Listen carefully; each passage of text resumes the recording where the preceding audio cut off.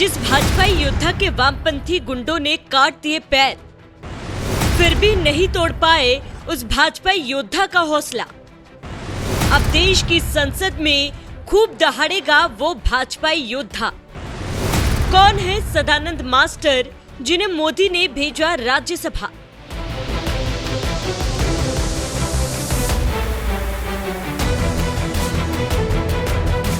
केरल दक्षिण भारत का ये एक ऐसा राज्य है जिसे वामपंथियों का गढ़ कहा जाता है, जहां की सत्ता पर भगवा लहराना आज भी देश की सबसे बड़ी पार्टी बीजेपी के लिए सपना ही रहा है। लेकिन इसके बावजूद बीजेपी कार्यकर्ताओं ने कभी हिम्मत नहीं हारी। अटल अडवाणी के जमाने से ही बीजेपी कार्यकर्ता केरल में पार्टी के लिए जमीन तलाशने के लिए मेहनत करते रहे, जिनमें से एक नाम आरएसएस के वरिष्ठ कार्यकर्ता सी सदानंद मास्टर का भी है, जिन्हें बीजेपी के लिए लड़ने की कीमत अपने दोनों पैर कटवा कर चुकानी पड़ी, क्योंकि वामपंथियों को ये बात बर्दाश्त नहीं थी कि सी सदानंद मास्टर केरल में बीजेपी के लिए जमीन तैयार करें।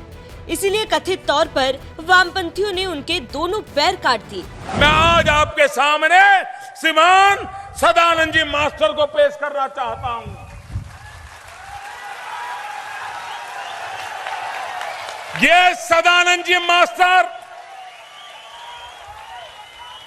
भाइयों बहनों, मैं देशवासियों को कहना चाहता हूं, ये कैसे लोग हैं? ये सदानंद जी मास्टर, उनका कोई गुनाह नहीं था। वो भारत माता की जय बोलते थे। उनका एक ही गुनाह था, वो देश के गरीबों के लिए अच्छे रास्ते पर चलना चाहते थे। और जब उन्होंने अपने विचारों के अनुसार काम करना शुरू किया, तो इन कम्युनिस्ट पार्टी ने उनके दोनों पैर काट दिए, दोनों पैर काट दिए। आज वो आर्टिफिशियल पैर लगा करके आज भी हिम्मत के साथ सेवा भाव से देख केरल की जनता की सेवा कर रहे हैं। जो लोग दिन रात हम पर आरोप लगाते हैं, मैं उन लोगों को पूछना चाहता हूं, दिल्ली में आंखें बंद कर करके जो बैठे हैं, मैं उनको पूछना चाहता हूं, क्या गुनाह था सदानंद मास्टर जी का, जिनके पैर काट दिए गए क्योंकि उनकी विचारधारा से आप सहमत नहीं थे? 90 के दशक से वामपंथियों के गढ़ केरल में बीजेपी के लिए जमीन तैयार करने में लगे संघ के वरिष्ठ कार्यकर्ता सी सदानंद मास्टर के दोनों पैर काट दिए गए। लेकिन इसके बावजूद उन्होंने हिम्मत नहीं हारी, बीजेपी के लिए काम करते रहे, जिसका इनाम उन्हें तब जाकर मिला जब मोदी राज में उन्हें राष्ट्रपति द्रौपदी मुर्मू ने राज्यसभा के लिए मनोनीत किया, जिस पर पीएम मोदी ने भी उन्हें शुभकामनाएं देते हुए कहा, सी सदानंद मास्टर का जीवन साहस और अन्याय के आगे न झुकने की प्रतिमूर्ति है। हिंसा और धमकी भी राष्ट्र विकास के प्रति उनके जज्बे को डिगा नहीं सकी।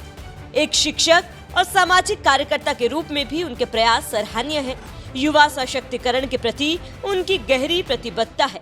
राष्ट्रपति जी द्वारा राज्यसभा के लिए मनोनीत होने पर मैं उन्हें बधाई देता हूं। सांसद के रूप में उनकी भूमिका के लिए शुभकामनाएं।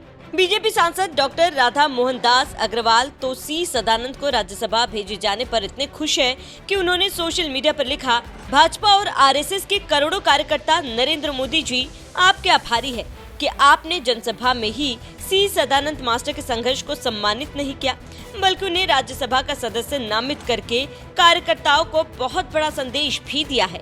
संघ समर्थक राज पुष्प अवस्थी ने मोदी सरकार के इस कदम की तारीफ करते हुए लिखा, केरल में वामपंथी संघर्ष के विरुद्ध राष्ट्रवादी विचार के संघर्ष के प्रतीक सदानंद मास्टर जी का राज्यसभा के लिए नामांकन एक अभिनंदन योग्य निर्णय। अब जब वो राज्यसभा की सीढ़ियां चढ़ेंगे तो सारे भारत को पता चलेगा कि वामपंथ का असली चेहरा क्या है। वामपंथियों की नफरत के शिकार सी सदानंद मास्टर को राज्यसभा भेजा गया तो सोशल मीडिया पर कुछ इसी तरह की प्रतिक्रियाएं सामने आई। तो वहीं उनके सियासी सफर की बात करें तो कौन है सी सदानंद मास्टर? दक्षिण राज्य केरल के कन्नूर जिले के रहने वाले हैं सी सदानंद मास्टर। सदानंद मास्टर ने असम की गुवाहाटी विश्वविद्यालय से बीकॉम किया। कालीकट विश्वविद्यालय से सदानंद मास्टर ने बीएड की पढ़ाई की। हायर सेकेंडरी स्कूल में 1999 से सामाजिक विज्ञान के शिक्षक हैं। केरल में राष्ट्रीय अध्यापक संघ के अध्यक्ष भी हैं सी सदानंद मास्टर। 25 जनवरी 1994 में जब 30 साल के थे, उनके घर पर हमला हुआ। इसी हमले में उनके दोनों पैर काट दिए गए। आरोप सीपीआई पर लगा। सीपीआईएम कार्यकर्ताओं को उनका वामपंथी विरोधी होना बर्दाश्त नहीं था। दोनों पैर काटे जाने के बावजूद सी सदानंद मास्टर ने हिम्मत नहीं हारी। 2016 में कन्नूर की कुतुबपरंबा सीट से बीजेपी ने चुनाव लड़ाया, लेकिन हार गए। शैक्षिक सुधारों के साथ ही वैचारिक जागरूकता का भी प्रचार प्रसार करते हैं। सी सदानंद की पत्नी वनीता रानी शिक्षिका और बेटी बीटेक की छात्रा है। पुराने संधि सी सदानंद मास्टर ने केरल जैसे वामपंथियों के गढ़ में बीजेपी के लिए जमीन तैयार करने की कीमत उन्हें अपने दोनों पैर गंवाकर चुकानी पड़ी। लेकिन इसके बावजूद सदानंद मास्टर हिम्मत नहीं हारे, बीजेपी के लिए काम करते रहे। यहाँ तक कि साल 2016 में खुद पीएम मोदी उनके लिए चुनाव प्रचार करने केरल भी गए। लेकिन इसके बावजूद सदानंद मास्टर चुनाव जीतकर केरल विधानसभा तक नहीं पहुँच सके। लेकिन हाँ, अब देश की संसद में जरूर उनकी आवाज गूंजेगी और डंके की चोट पर संसद के जरिए पूरे देश को बताएंगे वामपंथी राजनीति की पूरी हकीकत। पार्टी के इस कदम की तारीफ करते हुए सी सदानंद मास्टर ने कहा, यह गर्व का क्षण है क्योंकि पार्टी ने मुझ पर अपना विश्वास और भरोसा दिखाया। केरल की राजनीति के संदर्भ में यह बहुत महत्वपूर्ण है। पार्टी अब विकसित केरल और विकसित भारत के विचार को बढ़ावा दे रही है।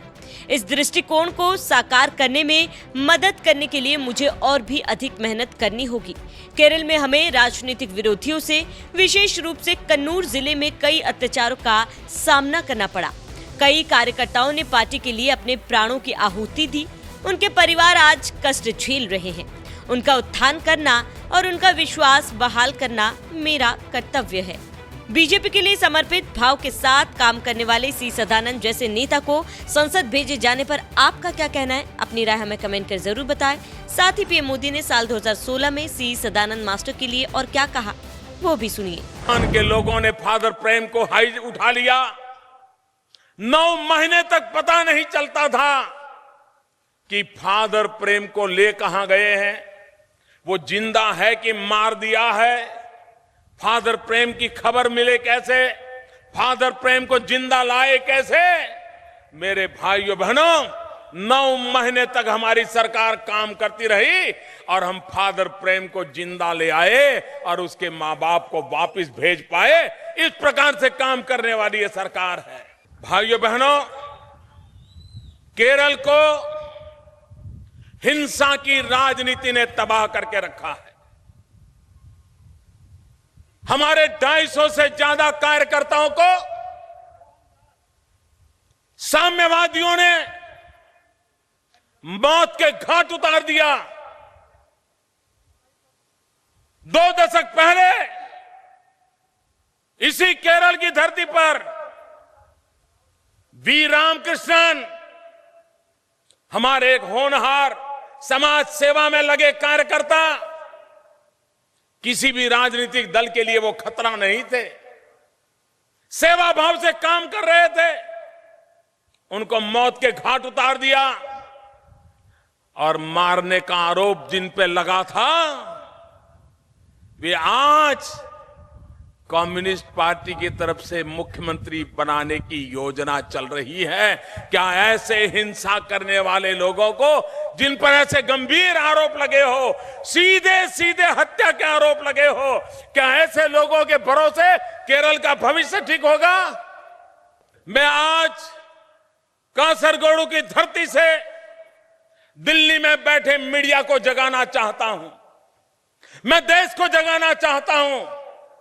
मैं देश को बताना चाहता हूं कि जिस केरल को भगवान की धरती माना जाता है, गॉड्स ओन कंट्री माना जाता है, वहां साम्यवादियों ने अपने राजनीतिक मंसूबों के लिए निर्दोष लोगों पर कैसा जुल्म किया है और कभी हिंदुस्तान की जनता को पता तक नहीं चलने दिया है। मीडिया में भी अंधेरा छाया हुआ है।